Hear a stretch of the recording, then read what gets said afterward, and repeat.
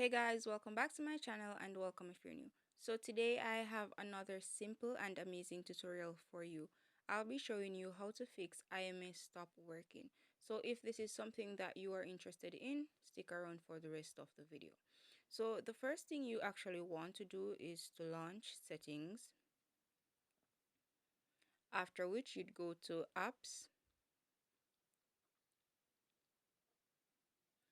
Then you'd want to click on the three dots in the top right hand corner of the screen and then you'd select show system. So after you've done this, what you want to search for is com.lg.ims.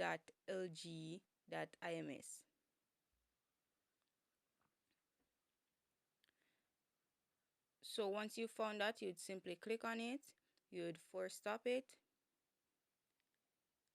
and then you'd simply clear the data and the cache. So this is one method on how you'd go about fixing IMS not working. However, if this does not work, then you'd simply have to wait for an update. So that's the end of the tutorial. If you guys found this tutorial useful, or if you like this tutorial, please like, share, and subscribe. Also, please turn on your post notification so you'll be notified whenever I upload videos.